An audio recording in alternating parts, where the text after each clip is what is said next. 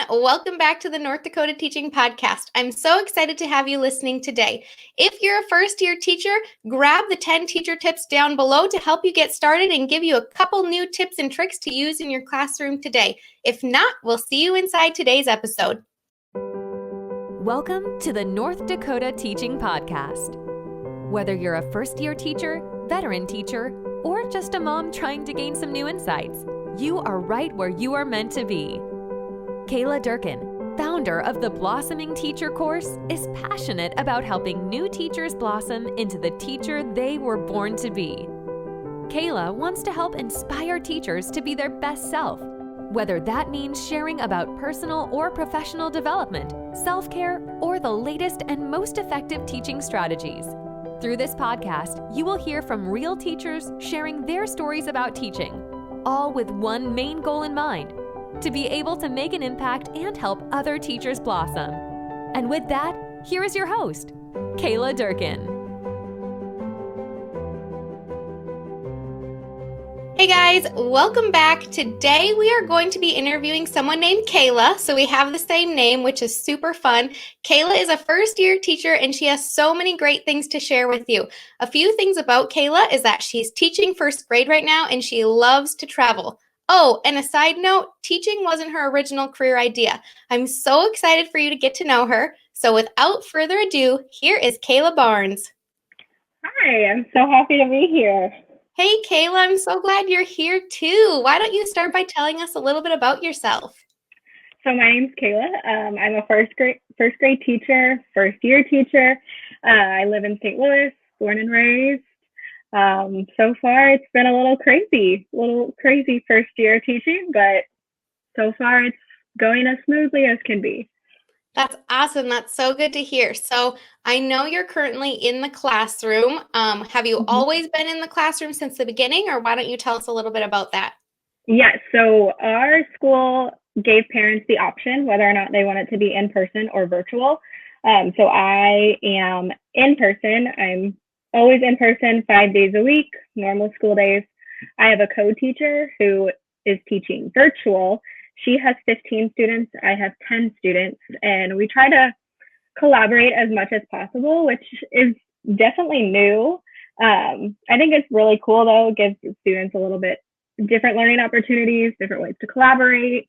Breakout rooms are great for building those small groups with projects.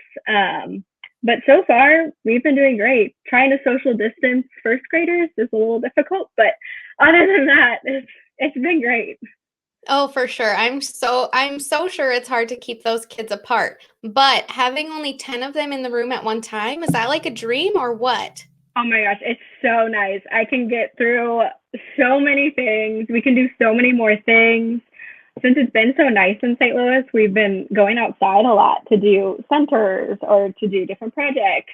So it's been great. Small groups are awesome. I can get through all of my reading groups in a day. It's great. That's really cool. So if we weren't in a pandemic, would you still have a co-teacher? And in that case, would all 25 kids be in the room with you? Yes. So this is something new my school has started to pick up. It just happened to be also during a pandemic. So in the early childhood building, so that's preschool, kindergarten, and first, every classroom has 2 certified teachers. So hopefully, if we get to all come back in the classroom, it will be me and my co-teacher and all of our kids combined. Whether or not that happens this year, I don't know, but hopefully in the future, it'll be able to happen. That's seriously absolutely amazing. I don't know any building that does that, so that's really cool. And so how big is your building? Like, are you the only first grade teacher or there are others? There are others. So there are 4 in-person teachers, and we have, each classroom has about 10, and then we have 5 online teachers, and they each have about 15. So we have a big school, and that's just first grade. Kindergarten is the same, and preschool has two classrooms. I just can't believe that there are the resources that there can be eight Mhm. eight first grade teachers when there's only 100 students, It's right? yeah, it's amazing. A little over 100, give or take, but yeah, Yeah, yeah, that's it's absolutely amazing. amazing. Is it a public school or a private school? It's actually a charter school. Oh, okay. Yes, So yes, tell us it is a about charter school. that. I so far I've loved it. There's a lot of flexibility in it just because we follow our own curriculum in a way. We have a normal curriculum, but we kind of can bend it and make it our own, which I love. Um, Overall, it's been great, and we have such a diverse background, and the students are amazing. It's just great. No kidding. Gosh. So I learned a ton about charter schools in college and learning about them, they sounded so cool. But of course, being in North Dakota, we're just not there yet. Like Right. we have what they call like an innovation academy, which is like where you apply, but it's not a lottery system. It's more like a Okay. private school, I would say. And Right. so tell us a little bit more about charter schools. Like for people who are listening who don't know anything about them, give us a little bit of background and insight. Yeah. So when I first started teaching, or when I was even applying to jobs, I didn't really know much about charter schools either. We briefly touched them in like my first education class. But we have a head of school.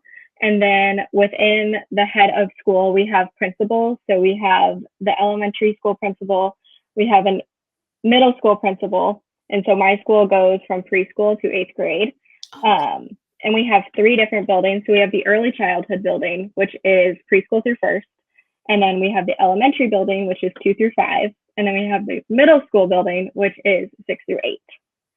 So interesting. yeah, it's definitely different. I think one of the benefits of being a charter school, especially now, is we don't have like, I don't know how to word it, but we're not run by a district. So we can really make our own decisions in terms of the pandemic, in terms of whether we want to be in person or go all virtual. We're not having someone tell us what to do. We can do what's best for our students and our staff.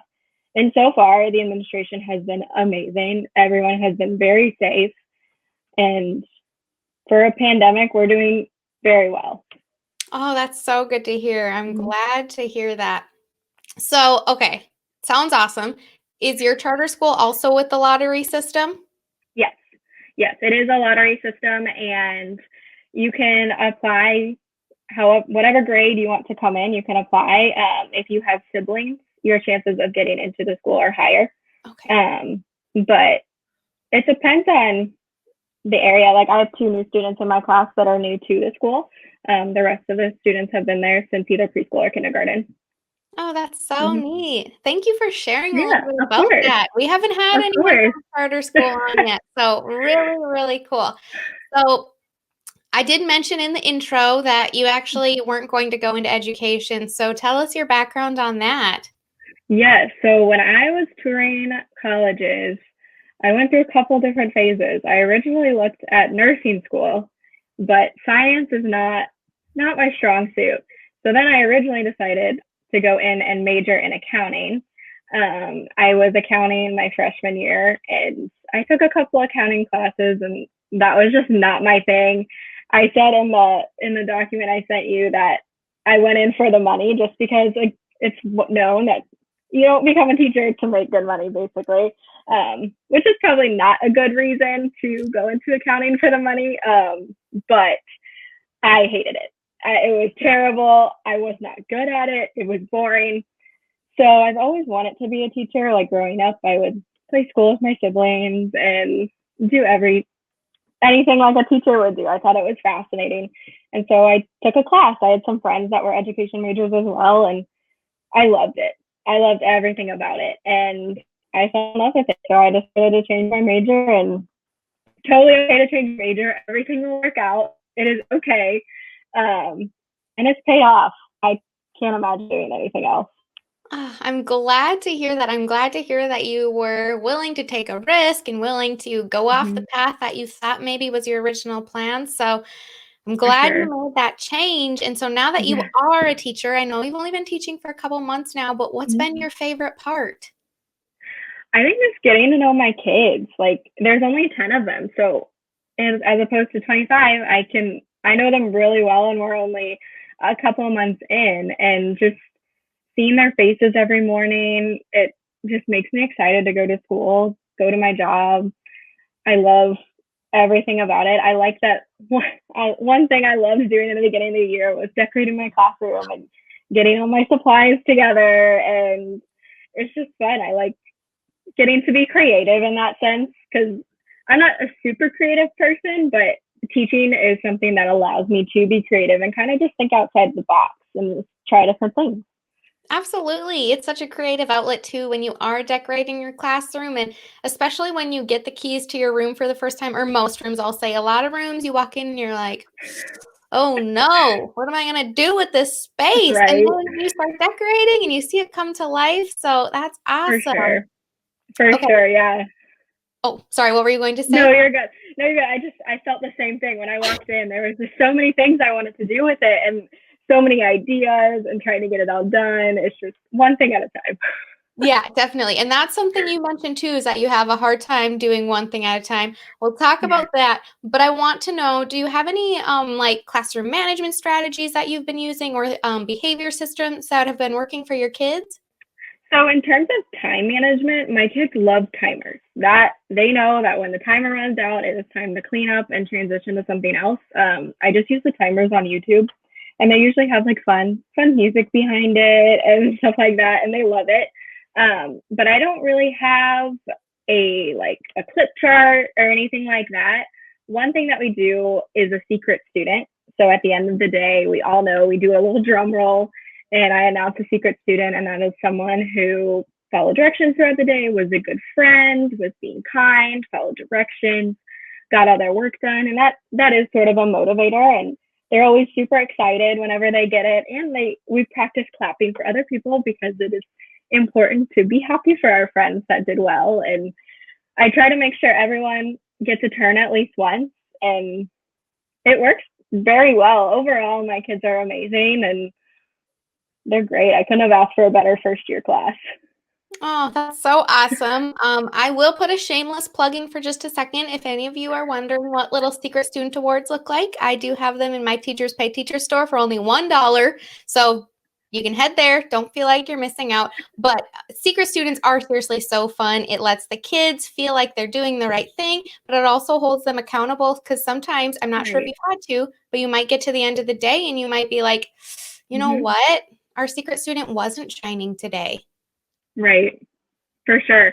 And even throughout the day, like I'll say, like, I don't even know who my secret student is yet. Like I'm still looking for one, and that'll usually help them like correct whatever they're doing and make sure they're listening, and because they always want it to be themselves. And it's just it helps. It's a little good reminder, and nothing too crazy, and it's nothing that is a lot of work on myself either. So I think that was a big thing that I was looking into when I was looking for classroom management, different types of classroom managements, that I didn't want it to be a lot of work on myself, because we always say work smarter, not harder. And this is definitely one way to do that. And the kids love it. So I think that's important. Oh, for sure. Definitely. I'm glad you mentioned that. And so, just a little bit ago, we also mentioned that you have a hard time doing one thing at one time. So, elaborate on that. Yes.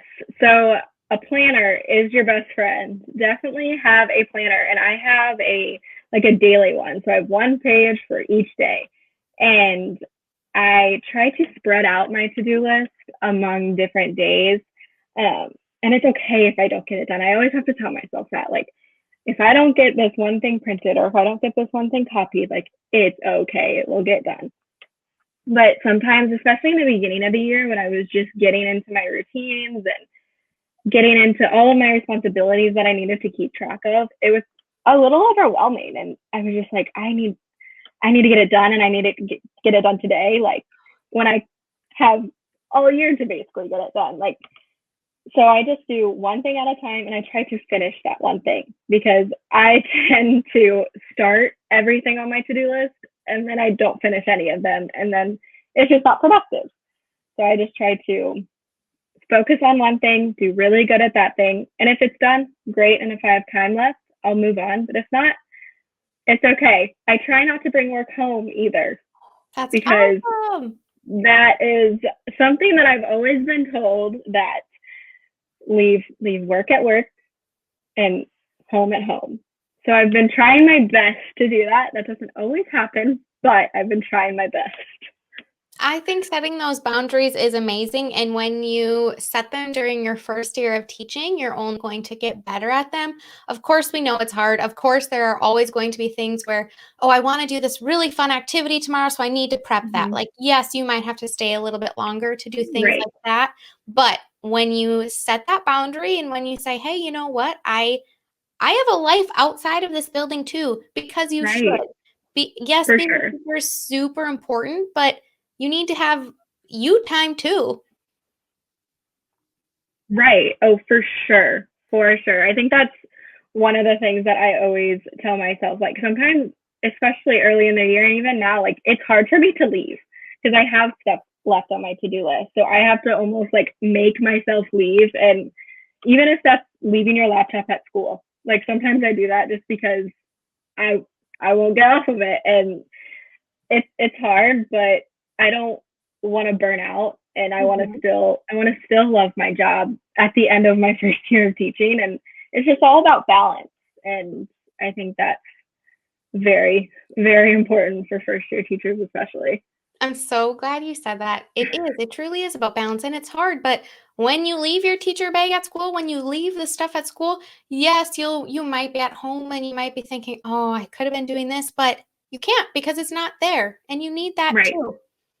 For sure. And just find things that you like to do at home. Like, find a book or find a good TV show or listen to music, work out, like, find other things that aren't school related that you like to do. And they'll kind of shift your mindset towards doing your home stuff at home and not worried about all the school stuff you have to do.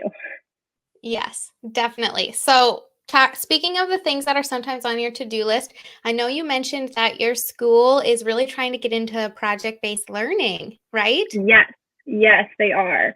They are. We actually just finished a unit over communities, and the final project was building or making a guide for a newcomer to our community. So each of my students chose a different place around the St. Louis community. So Ted Drew's was one, the St. Louis Zoo was another, the Arch was one. Some even chose the school that I'm at, and they wrote some things that a newcomer should know. What they drew little pictures, what it looks like, and we talked a lot about maps. We talked a lot about what to do there, why we should go there, and I really liked it. I think it's great. It took a little bit getting used to for me, just to try to incorporate math, social studies, reading, writing, all of that into one. But now that we're in our second unit, which is all about the weather, it's a little bit, I understand it a little bit more for myself. And I think my students understand it a little bit more as well. But overall, it's great. It's very engaging. There's so many different things you can do with it. And I think it's awesome. And you have to remember, for those of you who are listening, Kayla teaches first grade. She's doing these amazing things with first graders.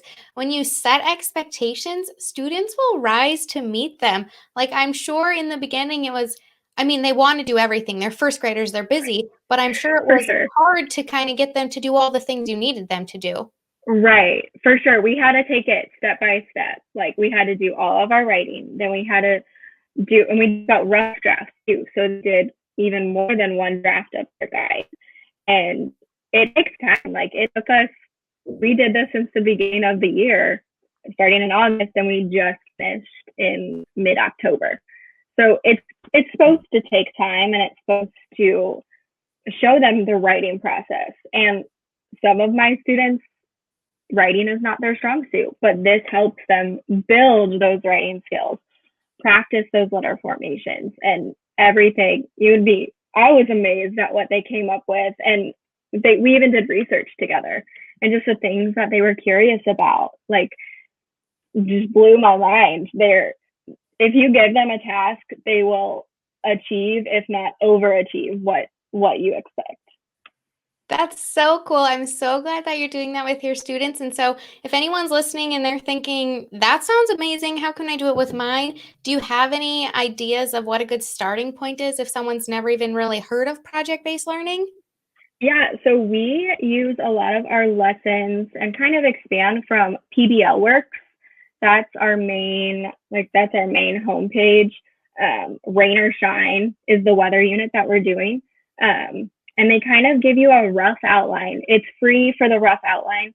And you can just kind of branch off from there and include different aspects. Project-based learning just incorporates everything together. So just starting small, starting with incorporating math and writing together and see what your students can do. And it's amazing. It's really, really cool. Right. You don't have to have your very first project be where you're just going to dive right in and say, well, I need to do social studies, reading, math, art, science, history. Like, you don't have Right. to do it all at once. No, You can just do some cross-curricular planning, make reading and for math sure. alone. For sure. Yeah. Start small. Start very small. With community, there's so many different things you can do. Incorporate maps, and within maps, you can incorporate math. And it can be simple math. Like, we're not multiplying and dividing and all of that stuff, just basic addition and subtraction. And math can also teach them how to use a number line. It can teach them how many steps does it take to get from one place to another. Just very basic things can help them understand what you're teaching better, because that they made the connection between maps and community. And our community, we can draw our community on a map, and it was really cool. It's Yeah, really that cool. is super cool. And you said to get started, you use the website PBL Works. Is that what you said? PBL Works, yes. Awesome. And it had Yep. that template that you kind of followed or a guideline? Yes, it does. And there's all different kinds of units on there too.